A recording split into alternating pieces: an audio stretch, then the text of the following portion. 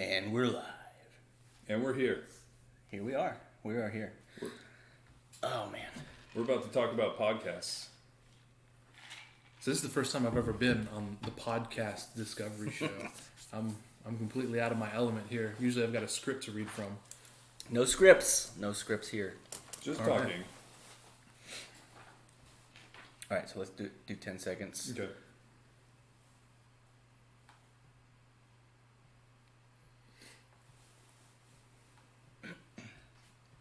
All right. Welcome to the Podcast Discovery Show, the podcast about other podcasts, where each week we take a deep dive into a podcast that we've recommended the week before, and we kind of discuss it in a book club style discussion. I'm Kirk. I'm Zach. And we have a special guest here. Richie from Brands and Empires. Yeah. From Brands and Empires. And our friend for a long time now. Yep, it's been a minute. 12 years, 13 years now? It's been a long time. No, 12 years since we graduated.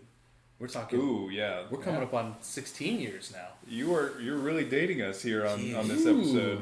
Oh, by the way, yeah. You can edit that out for the masses.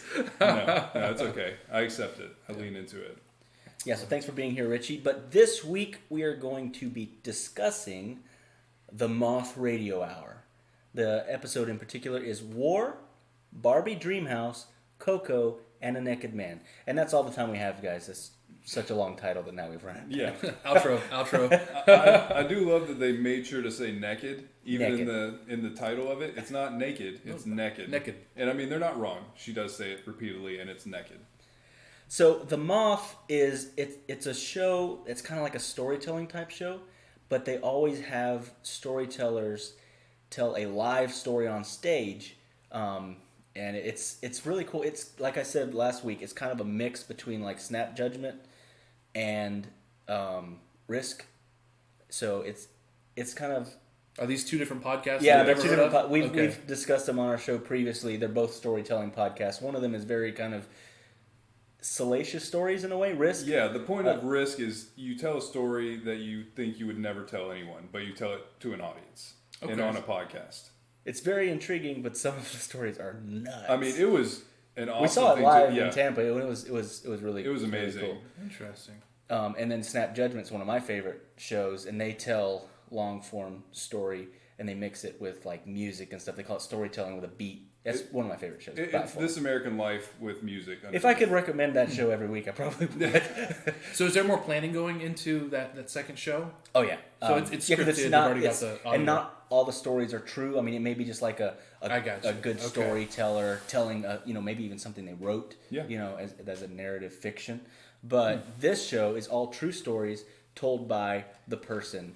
And the first story, which was called Out on a Ledge, was by Phil Caputo. And he was a reporter and a war correspondent. And that was, I think, of all the stories in this one, I think that was my favorite one. Yeah, I could definitely see. It was probably my favorite too. I think that they were all good and they were all different enough. It was very well curated as a group of stories. But that one, as a storyteller, he did an absolutely amazing job because I had no idea where this was going to end by where it started. Because he started essentially with just like his life trying to break into journalism and trying to understand that in that competitive world and dealing with all that. Yeah, I loved the story about trying to get something unique about this murder that had happened in Chicago and him like scaling the fire escape to take pictures of the murder scene so that actually it wasn't pictures, it was get description of what was going on because the cops weren't letting anybody go in there. So he climbed the fire escape, wrote a bunch of stuff, called it in because this is back in the day. He like called it in on a payphone and someone else tried to do the same thing because they figured out what he did. Yeah. And he basically locked him in the fire escape so that he would miss his deadline. Until the deadline ended, yeah. It's brutal. It was a brutal world, apparently, of deadlines. But now the internet is here. And that's one thing that I definitely thought about throughout that story is... Yes, one cell phone would have changed everything. Yeah. Because it wouldn't be like, I'm going to call into my editor. It's like, I'm going to live stream this from my phone outside the window. Can you believe this dude right now? Yeah. Yeah. It's just a different world. Yeah. And it's, still an amazing story what they went through to try and get that immediate news that we just take for granted now. but it is different now. At the same time, though, the landscape certainly changed. Whereas Oh, yeah. they were having to do these crazy hijinks and freeze each other out until the deadline passed. Nowadays, anybody and their mom with a cell phone is posting online. Yeah, and everyone's a stealing the reporter. glory. Yeah, you're not hearing about it from what is it, Reuters or Associated Press. You're hearing about it on Facebook Live. Before anybody gets it. It's really funny because as soon as any major event happens, every major publication is reaching out to people on social media. Right. They just see that you posted a video on Facebook, like, "Hey, I work for Washington Post. Can we use your video?" They don't even have to. Yeah, go they're through those looking for links. interviews after the fact instead of like, hey, we're on scene delivering the new news. Right. So it's crazy to see kind of the experiences they went through during that era. And I mean, there's great movies about that time and in reporting and things like that too. It's kind of just an interesting period piece essentially when you look back on how different it was than it is now. Journalism sounds like something, at least back in the day, that would have been really fun to be in as like a single guy. Fun and You know what I mean? Fun and Crazy. I mean, in Phil's case, also terrifying. Well, yeah, I mean, when he was To be in a a war war zone, correspondent, yeah, of that's, course. that's a whole different story. But like when we met Cal Fussman when he was working for Esquire, he was telling us about all of these other writers and stuff that he worked with Hunter S. Thompson. Yeah, and he would like go have beers and drinks with him after work, and it was just like all these crazy stories and how different things were then. And I don't know, journalism seems like a very interesting thing back in the day. It was almost like a Wild West, no rules. Yeah. And I mean, really, you could probably look into how the internet has impacted it now and figure out what these reporters have to do to try and beat news stories now. I don't even know how you can. Yeah. But what are the highest What's level? the new thing that they have to do To to try and freeze be out better. their competitors or to get the scoop? What's the new strategies that they have to employ? It's probably also intense, but different. Who Yeah. knows? But yeah, he started out that way, and then he gets into his entire career and he was also in the military. This was something she kind of dropped at the end that he was a successful writer and had served in the military. So he was in Vietnam, and then he also released a book called A Rumor of War in 1977, and it was a bestseller. It was also turned into a TV show. I didn't know that. How do we never hear about this guy? I think it's more one of those things that he was kind of on the edges because he was like a reporter. He's toured a bunch of universities and he gives speeches and things like that. He's written a lot. He's written a lot of novels. He's written a lot of memoirs. He's written a lot of nonfiction. He's just a really good writer, really good storyteller. Super prolific. And it all started with his memoir of what it was like to serve in Vietnam. Interesting. And then he gets into kind of his experience being a war correspondent, which that was something that I feel like it gets glazed over a little bit, especially because now I feel like there's less of it because of that same thing we were just talking about, where you don't have to, CNN doesn't have to send over 20 war correspondents because literally there's video coming out of these places. And Yeah. you can they still will, but it's generally different. Right. And he was in, I think he said Beirut, right? Yeah, that's what it was. And During there was like was it considered like a civil war basically? Yeah, because it was between- infighting between religions Yeah. all in Beirut. So I think they did call it a civil war. And it was just, it just kept escalating. And also, the whole story about the PLO general that kept getting interviewed, that was literally what was his name, Nick or Rick? Some guy named Rick that worked for another newspaper. Yeah, so if you didn't listen to the podcast, in a nutshell, everybody's places back here, their bosses are like, hey, you've got to interview one of these leaders in these, and they're very dangerous people. Yeah, they're not friendly. That's the whole, everything over there is not friendly right now. And all these war correspondents are like, I mean, do you just want to take a cyanide pill? Do you just want us to die? So what they did is one of the guys posed as a PLO leader and was interviewed by all of the different war correspondents over there. And they said that this fictitious guy was the most quoted PLO leader during because the war. nobody's quoting an actual PLO leader.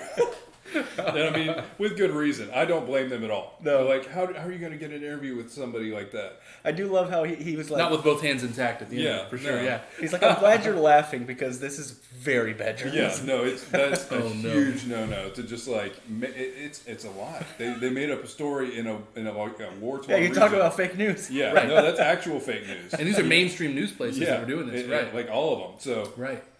yeah, I get why he was like, I'm glad you guys are laughing because I felt weird. But then he got put into a situation where he felt like he had to make amends for that. And so he went to go try and get a real story and really investigate. And he was injured. Yeah, he was shot. Yeah. He got messed up. But the thing that I took from that, when it was kind of his whole thesis specifically on that part of his story, was about just kind of how what he had seen in Vietnam and then what he had seen there had kind of created this. He was desensitized to even feeling empathy for even victims. He said he talked about an example of he saw a bunch of people in line to get like food or something. Yeah, they were going to get food. Getting bread or The something women, like that. yeah, that's what really stood out to me. It was like 13 mothers who went to go get food. And the Christians killed them, like blew them up. And his first thought was, that's Well, they stupid shouldn't for have them been to all be stacking together. up like that. Easy target, Easy right? target. And so he kind of spotlighted that as how callous he had become after seeing so many horrible things. And then once he was shot and he had to get surgery with no anesthesia. Right. Yeah, no, I mean, he went through something real too. And I mean, Vietnam also. But he was talking about how, like, going through that experience, being shot himself and being a victim of, a war crime, it brought him back to feeling empathy for those that are It victims as resensitized them, Yeah. absolutely. Yeah, brought it back to humanity. And I mean, I'll say this. We just gave our recap. Listen to him tell this story. Oh, yeah. He is a great storyteller. The whole time, I had no moment of this where I wasn't completely locked in and listening to him. And I can honestly say that for all of the stories on here, it really is a great experience to hear these people tell their stories.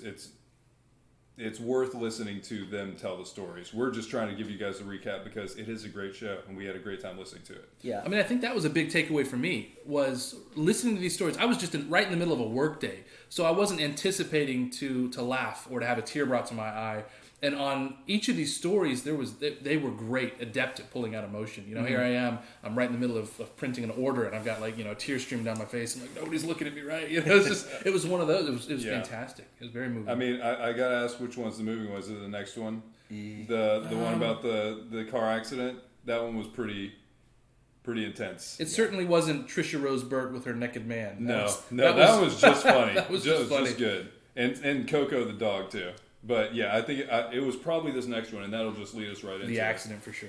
Yeah. The accident, and is it Ophira? Yeah. Ophira Eisenberg, and this one is just intense because on a lot of levels. There's a lot going on because essentially what happened is there was a major car accident with a mother, her both daughters. It was her and her brother. It was her and her brother, and then they had a friend. Both of their friends. There was 2 kids. One died, one did not. I thought it was the mother, the 2 daughters, and the girlfriend. Oh, you're right. It may have been 2 daughters. I'm not sure. Because it was, okay. Yeah, well, at least the other sister was around. Something. I just remember whichever one was in the hatchback got out unscathed. Yeah. That was kind of... But essentially, there was a horrific car accident. Yeah. And the mother was extremely injured. One of the daughters was extremely injured. One was, I think, mostly okay. And then one ended up, the friend, so not even one of the direct family members, ended up passing away from this car accident. Right, and didn't wake up. And they were just like going to the pool. It was nothing. It was just like what you do in the summer. Some non-errand, I'm going to go hang out with my friend and we're going to go to the YMCA. Yeah. It was something small. That everybody's experienced, such a horrible tragedy. And Ophira was 8 years old at the time. And so then you have this layer of this is her processing what was happening as an 8-year-old girl, as a child. And you also get the layer of the mother experiencing this, which is essentially, that is a nightmare situation. Right. That is the worst thing that could happen to you is someone else's child is in your car. And I don't know. It's just, it was all terrible. But essentially the story is she was in the hospital and she had to go in for surgery and she was afraid. And her father said, hey, you're going to go to sleep for a little bit, but when you wake up, you can have whatever you want. I'll buy you anything that you want was the line. And she settled on a Barbie dream house. And that, to me, that is just another one of those, it hits you in like the heart because you're like, oh, it's a child. Yeah. You know, it's just a little girl. Like, it's just so sad. And so she did all of this, and she kept asking about her friend, and then she found out that her friend had passed away, and she couldn't process it. And then she jumps forward in time to, she kind of, where did she tell this story originally? Was it on this show? No, she was telling the story on tour for several years as part of her deal. And the father ended up hearing her tell her story. The father of the little girl that died in the car accident heard the story and emailed her. And I can't even imagine the feeling of seeing that email in your inbox. Yeah, how do you process that? Yeah. Before that, she was snooping around as a 16-year-old in her house, and she found a letter. That's right. That was written to her mom from the dad saying, "Look, I know that this is an extremely horrible, difficult situation. I've lost my child, but I want you to know that I don't blame you, because it was a complete freak accident. Yeah, you know, just a young kid ran a stop sign and hit them, and so it was. I don't know. I thought about so many things about this story. Like, what if I was the dad? What if I was the other side of the person driving the car? Like, I put myself in every one of those positions, and no matter where I mentally put myself, it was very all difficult. Just hurts. No matter what. I felt like there were so many layers of the onion on that one. So it starts out, she's talking about, you know, we're going to the pool, we're going to have a good time, and then all of a sudden this happens, and she did such a good job explaining her innocence. Yeah. She told the story from, you know, this is all the things that are happening. They're telling me that I'm strong. Well, why am I strong? And then all of a sudden her sister's not there, and then they peel back when she's 16 the note to her mom, and all of a sudden she has a realization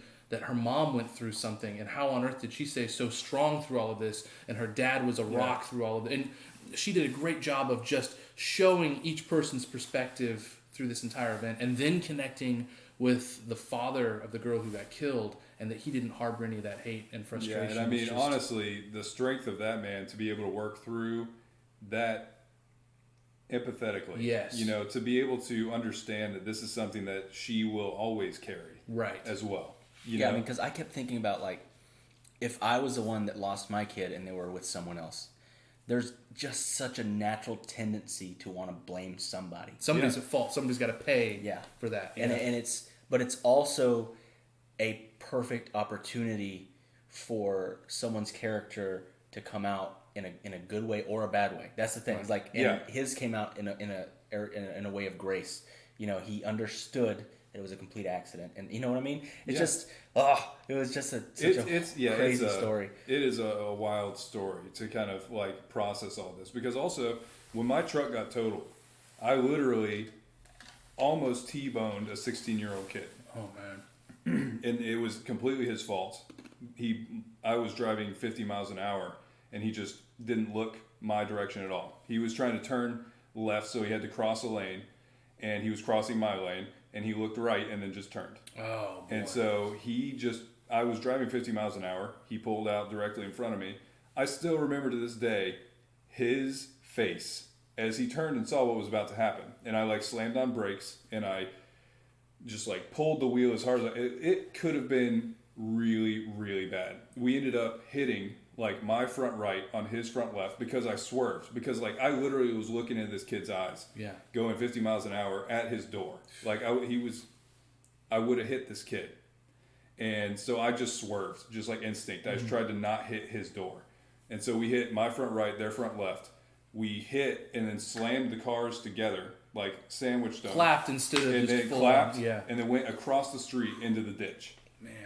And it was literally, I was hearing this, I was like, that could have been me, and it wouldn't have been my fault, and I would have killed a 16-year-old kid. Yeah.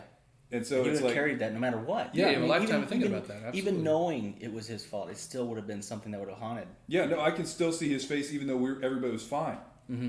You know what I mean? I can still see his exact face when he saw me. Oh yeah, I've been in a couple serious car accidents, and it's wild how Time it happens slows down. instantaneously, but it's like you've got freeze frames of each individual moment of boom, boom, boom. And I mean, it's just pure instinct and reaction, and then it's done. And you're either messed up or you're not. Yep. You know? It really does. And I mean, this story, it definitely shows you that, like, sometimes it's just like fate, destiny, luck, unluck, whatever you want to call it. You know, there's some element of randomness to how this all goes, because all of us have been in car accidents, and this is not our story.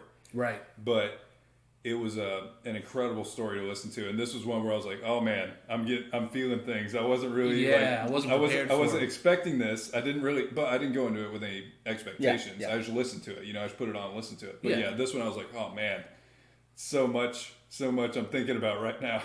When she brought up the kid in the back of the hatchback, it reminded me when I was like 6.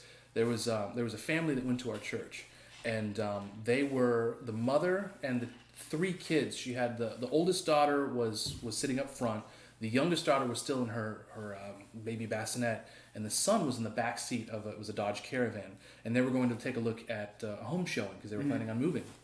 And I mean, I'm 5 or 6. The son was my good friend. He was 6, 7. He was about 10 months older than I was, and I remember hearing about all this after the fact. But she pulled out into traffic, and it was her fault. She pulled out into traffic, wasn't paying attention. There was a guy that was drunk driving, but he was going like 70 in a 45. So she didn't gauge the distance. speed. He T-boned him, and the son was in the back of the van, but laying sideways like you would in the back of a hatchback. I did it all the time. And his brains got scrambled because, you know, the side of the car hit it. And I mean, as soon as they were saying that about the hatchback, I hadn't thought about that in 25 years. And just immediately, it was right there all of a sudden, you know, because your good friend's gone, and just all of the stuff that came out of this. Yeah. And then I remember, you know, the whole family was devastated. You've got these people whose lives were perfectly put together. They're always on time. They're early. And then just this serenity, this quietness that came over the whole church body. Yeah, no, and that's the thing. I feel like everybody can relate to that sudden terrible loss. Yeah. You know, and so it's one of those things that this is just another great story. Once again, go listen to her tell this story. Listen to this episode. It really is a great episode. Yeah, if you want to feel some feels, that'll definitely pull them out of you. And all over the place. You know, it really, like, don't worry. Because you're not going to cry highs the and whole lows. time. Yeah, I think they you're were on a good very, note. I think very intentional with their placement of the story. they built an arc. Yeah, they go from here to down to up, and then they leave you on a middle note for sure. Yeah, so this is the moment of sadness where you need to think about life and The low feeling. point of the evening. Yeah, you need to feel things and experience things, but then it moves to something that's less experience based and more hilarious. Yeah. And we actually get to thank a Florida woman for this story. Yeah, she's from Tampa. She right? was. I down the caught road. that. I was like, oh, born and raised in Tampa. Okay. So But her she name- moved up north. So Yeah, and she said disowned us. She said she had Nashville roots, and then she moved north. I don't know what the Nashville roots meant. I don't know. Those roots ran really deep because Yeah. people in Tampa don't sound like she does. Yeah, no, she sounds very southern. That is- I yes, haven't heard she a lot does. of people here that sound that. You've heard of strong. Chandra Pierce? She's like a real southern comedian. This girl reminded me exactly of that woman. But yeah, her entire perspective was going from a successful corporate executive and then branching out into artistry. Yeah. And I guess that's in a nutshell. But yeah, her once again, listen to the episode because her telling the story makes it. Yeah, Trisha Rose Burt, and her story was called "How to Draw a Naked Man." And I like that. I like that. he brought out the Florida man voice for us. But yeah, so she was coming from, like you said, an executive background, basically. And then she was very driven. She was very data heavy in everything that she did. Mm-hmm. She had goals. She had, things like that. And she wanted to hit benchmarks. So she goes in this creative world. And they're like, this class, there's no grades. We're not focusing on the art that you're going to make. We're focusing on the process of the art that you'll make. I think that was the quote. Is like, we're not concerned about the end result. We're going to teach you the art making process, Right. And that blew her mind. She immediately started I don't even mentally think panicking. there was any teaching. It was more just like exploring your natural roots, right? Because there was no right or wrong in the whole situation. No, there wasn't. It was more just like we're gonna make art together, Explore it, yeah. and that's it. And she tells this hilarious story of, I think it was like 2 weeks into her class, they're doing this But they were supposed to draw the essence of a naked man. So they had this model come in, stripped down, and he was going to pose for like 45 seconds or something like that. Was it like 45 Had to seconds? be longer each than pose? 45 seconds. No, it was. no. less than a minute. Yeah, no, each pose was, Per yeah, pose. he changed, It was an he hour. changed For his, an hour. his stances, yeah. And I loved how she's like, and I kept drawing stick figures, and I felt like a failure every 45 seconds, which is a lot. It's 80 times. And it was great. It's such a great story. And then she talks about like the teacher. She's like, multiple times I just wanted to cry. I just wanted to just give up and cry. But the teacher came over. She's like, "Look, you're doing great. You know, this is it. You're doing. No, there's no you're, wrong either. You're doing the process." Yeah, Right. there's no wrong. So She was like talking to the is person fine. next to her, like, "What is it supposed to look like?" And they're like, "All these are gonna look What different." do you mean? Yeah. Yeah, this definitely made me think of all of us have at some point kind of dove into creative outlets. Mm-hmm.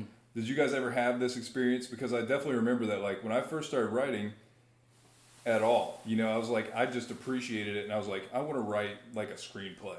And then there was this moment where you sit down at your computer and you're like, now what? Right. Where it's like, what is this supposed to be? Uh-huh. Where do I start? Where do these pieces go? And I ended up getting a bunch of books and like reading through it, and then kind of like took that as notes, but didn't want to take it as gospel. Mm-hmm. If that makes sense. Where I didn't want to follow a formula. I wanted to get a general sense, like here are some things that are good practices and things like that. But then once you kind of get past that first hurdle of Starting. where like looking at an empty page is daunting. Mm-hmm. If you sit down to write a screenplay, looking at that page and just, okay, so what's my first line? You know, there's a lot of intimidation around starting, about diving into something. Did you guys ever have anything like that? It was a dark and stormy night. No. Yeah, I mean, you could go that route. Right, yeah. No, but it just even in the art world, having a blank artboard, that is the most daunting stage of being in Photoshop or Illustrator. When you're looking at this whiteboard, you've got nothing to go on. You can't edit, tweak, add. It's just there's nothing there.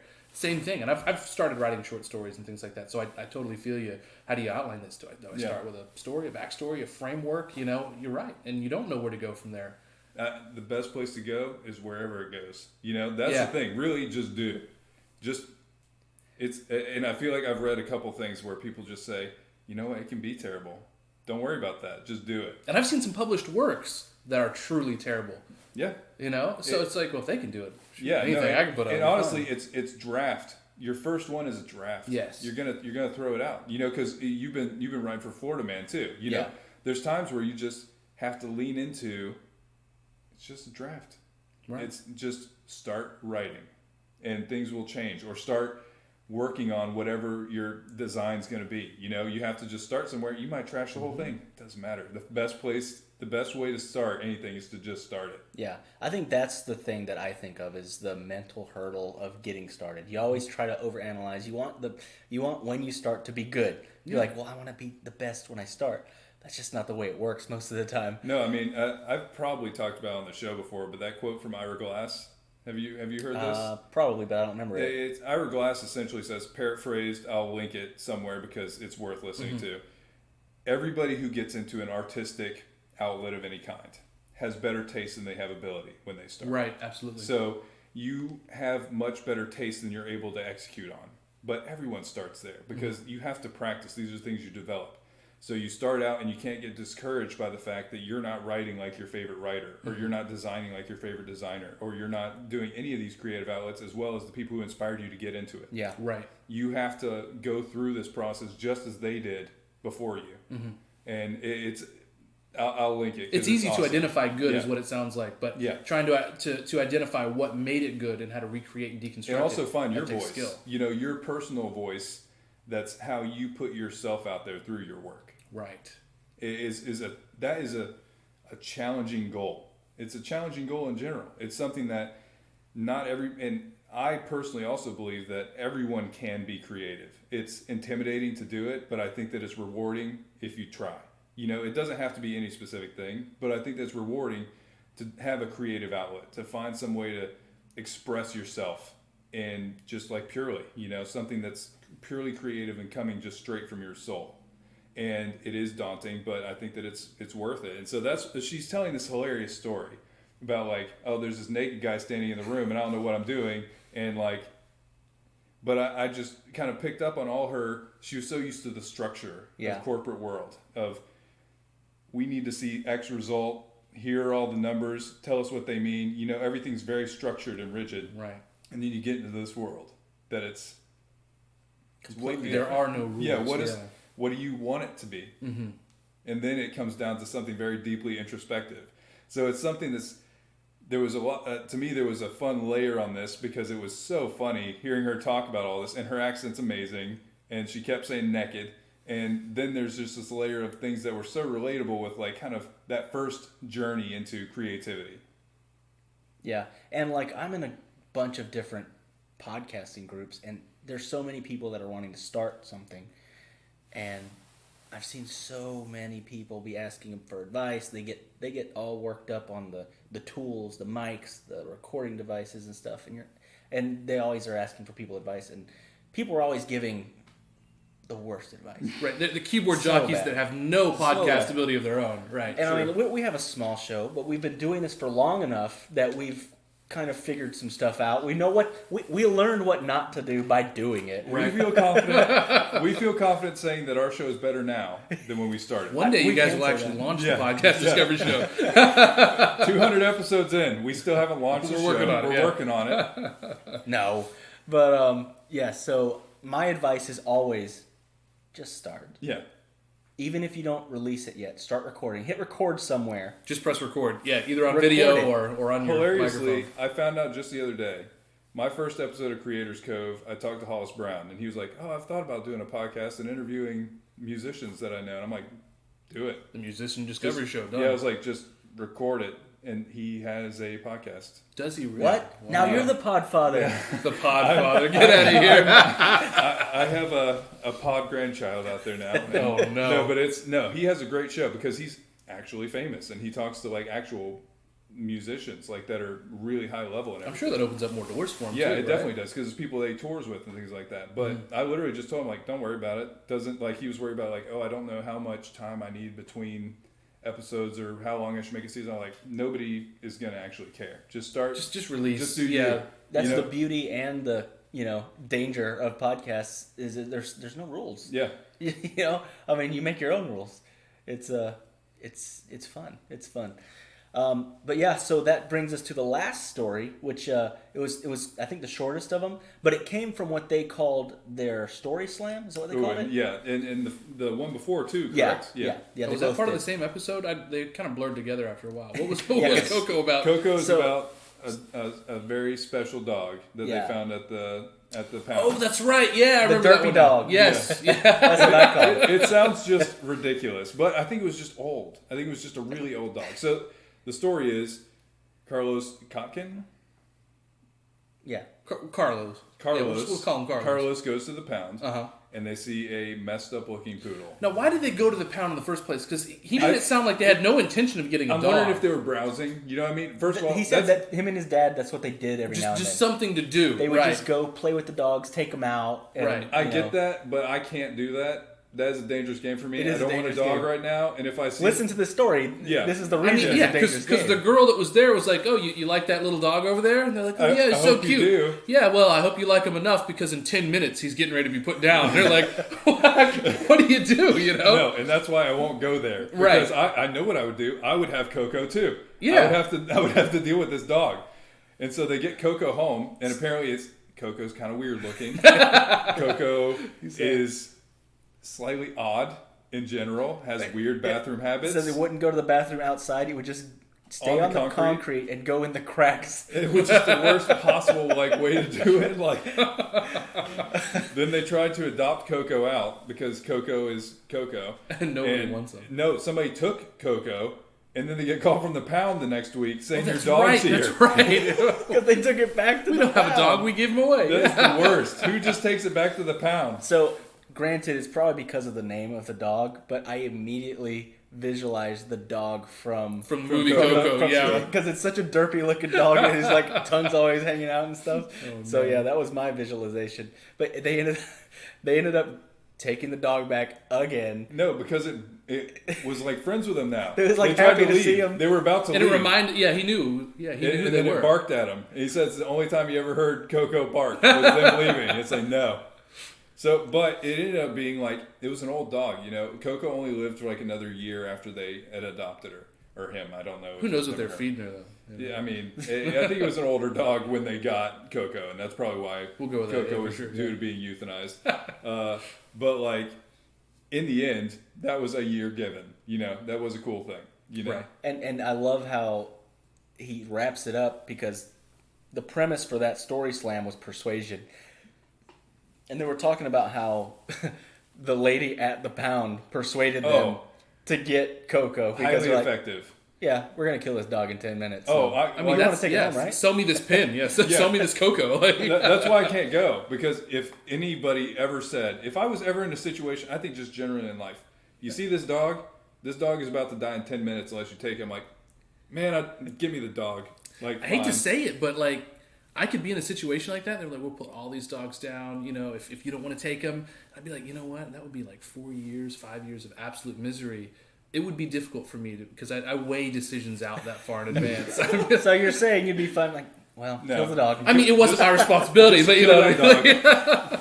no, I would. Kill it. I'm kidding. I would not push the button. I wouldn't push the red button. You know? What is that, Schrodinger's cat or whatever? Yeah. No, like, you know, the pain experiments where they just close the box. I just as don't no. know. long as I don't don't see open it. it. Don't open it. Don't close it. It's but don't not open dead it. unless you open the box. Oh no. No, but they ended on kind of just like fun and light. So I really do think they had a great arc. Sounds great. Storytelling is fantastic. It's a really great show, and you should check it out. And Richie was actually saying that he dug into some more episodes afterwards. I did. That's why he got confused a few times, because he listened to more than just this one. Yeah, I let like 30 stories roll one after the next. It was like 5 hours of the Moth Radio Hour, and then we were finally going to get dinner together. My wife's like, "What is this?" And she turns around. It was in the middle of this girl's coming out story, and she was like, "What is this?" I was like, "I'm sorry, babe." It's like, okay, we'll turn it off. It's not what it sounds like. You know? I'm deep in this show right now. Yeah, I'm laughing, I'm crying. But yeah, fantastic show. Awesome recommendation. Yeah, unfortunately, it's Very one of good those that I have so many in my rotation, but this one's going to end up being in my rotation as well. Yeah, it's There's a lot of meta stuff going on. Like, you guys are referencing other podcasts that I've never even heard of, but they sound pretty interesting. What are your top 3 right now? top 3 podcasts right now. Ooh, that's I mean, tough. I can do it. Top 3 shootout. Mine is for sure Snap Judgment. That's one of my favorite ones. Okay. One of my favorite ones that I found recently is the Florida Man on Florida Man show. It's made out of Lakeland, and Really? it's so good. They start with, I mean, we already reviewed them on the PDS, but they start with a Florida Man stories, a few, just like 2 or 3 news stories, funny, goofy news stories, whatever, you know.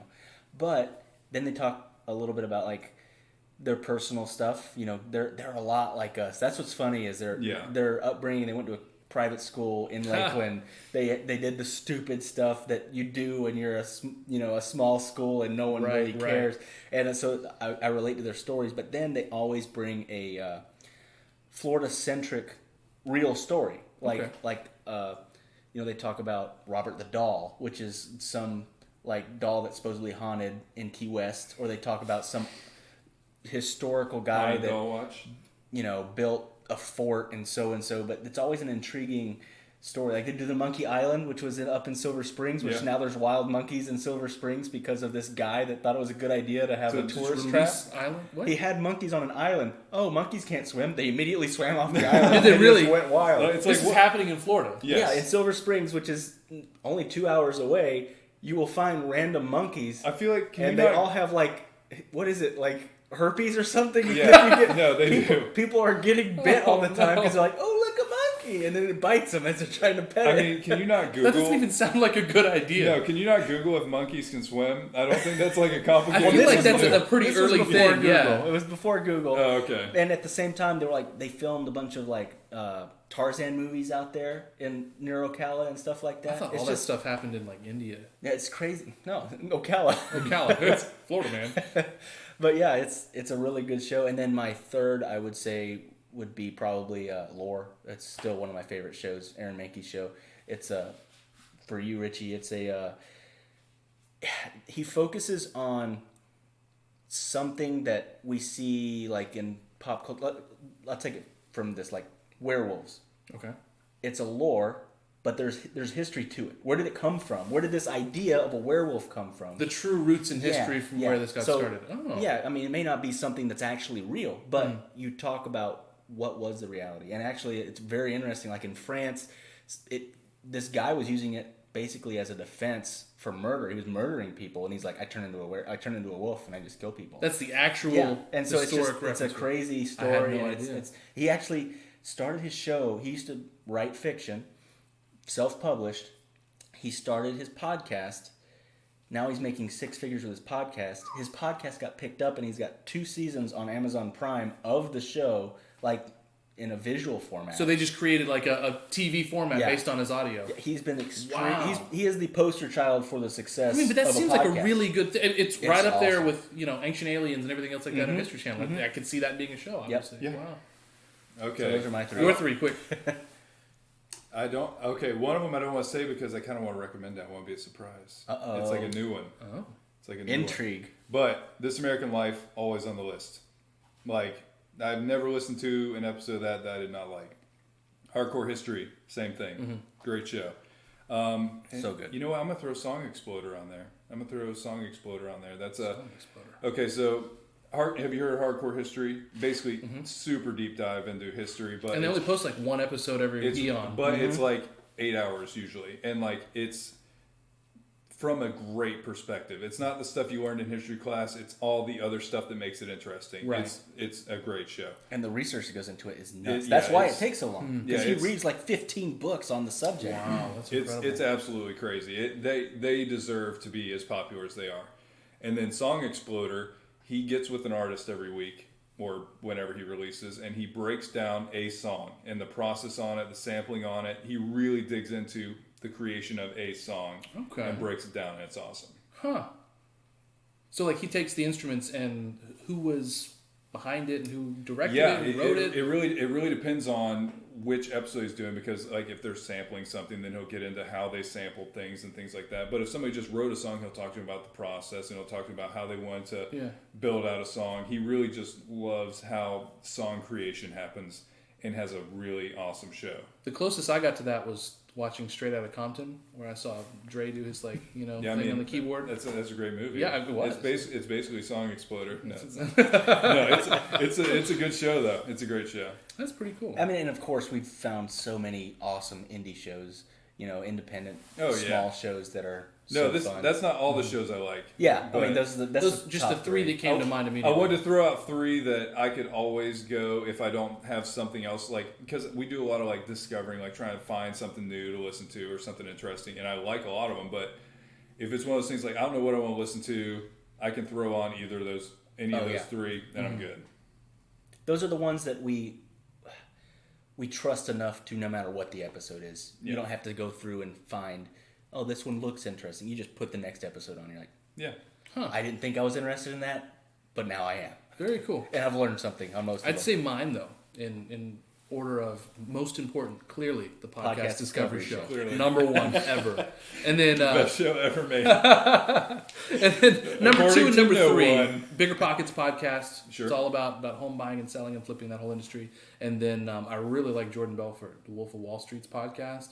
When you talk about somebody who knows I selling, cannot believe he has a podcast. I didn't think he did either. I actually hadn't listened to any of his stuff until Meet Kevin, who is a real estate agent. He's like in his early mid-20s. He broke down an interview between Grant Cardone, who is a real estate mogul, big time guy, and Jordan Belfort. And I had been listening to Grant Cardone's stuff, and then Jordan Belfort literally just hamstrung this dude on his podcast inadvertently. and the dude just imploded and melted. Oh, I was wow. like, obviously everybody's seen the Wolf of Wall Street movie. Yeah. But then to listen to this dude's podcast, I was like, this guy's the real deal. So of course I got his sales thing and got into it, and it's very effective training. But yeah, That's 3, awesome. 3, 2, 1. That's my list. Well, I guess that brings us to next week's recommendation. And this is one that I had not listened to before and kind of dug into and found it, and it's really interesting. I'm excited. Go for it. This is called Proof by America's Test Kitchen. And if you guys haven't heard of that, that is a PBS cooking show. Yep. And they've been on for like 20 seasons. Yeah. They really are in depth on the process of refining recipes and teaching people how to do it. It's a really cool channel. YouTube channel is great. Show's great. They put out recipes. They put out a lot of stuff. And they put out a podcast called Proof. Oh. And what it is they break down different kind of historical reasons for different like food elements. So the ones I'd like to recommend, and I have 2 because it's like 30, and then there's a bonus episode that was interesting. It's about 16, so it's Like still 45 like 45 minutes. Yeah, yeah. Okay. But they're very different, and so that's why I thought it was cool. So the first one is prepping for the worst, and that is why people started having long shelf life foods, why they started storing them, the process of making high shelf life foods, a lot of stuff. You guys are gonna like it. Okay. Second one, what weird things did the presidents eat? Self-explanatory. Okay. And yeah, I love food stuff, and I love hearing about history. So these two come together and make it melds it perfectly. Food and history. a beautiful baby about food. You can't spoil any of food the baby. foods that were weird that the presidents ate. No, you got to listen to it. I mean, I'm Lincoln trying to ate a think about- bullet, so I'm try- that's pretty oh. weird, right? Like, I mean, it's weird. It's weird, and it's unusual. Only 2 presidents have eaten that. that's true. Yeah. No, 3, because Reagan got shot too. Okay, this is all too dark. We're gonna have to cut this Wow. from the actual show. He more, You're welcome, YouTube. Enjoy that. one weird trick. No, okay. I'll drop one. Jefferson used to make what he called, I can't remember what he called it, a booze loaf or something. It's something ridiculous. He would soak a baguette in red wine until it was like mush. And he'd put macaroni and cheese on it. Ooh. It's like, gross, dude. Who is this? Jefferson. He would Like- do what? Okay, say Thomas, those words Thomas again. Jefferson. Yeah, but say those words He would again. soak a baguette in wine. Did they have macaroni and cheese like soon after the American Revolution? Is this No, I mean, actually, I Yankee remember Doodle, hearing right? about like No. him think being that one of was the a first different, ones with wet macaroni and cheese. It's like some weird one of the presidents. And it's not Kraft macaroni and cheese. Like it's not. It wasn't yellow. noodles It with was cheese. noodles It with wasn't the cheese on it. cheesiest. Yeah, like, it was Parmesan cheese. Like How did he microwave it? Like, yeah. But that's one example Okay, of something alright. weird that they're eating. But there's a lot more. They break it down. But yeah, really fun show. You learn a lot, and it's really interesting. And America's Test Kitchen is great. We'll check that out too. Huh. And remember, There's always more to discover.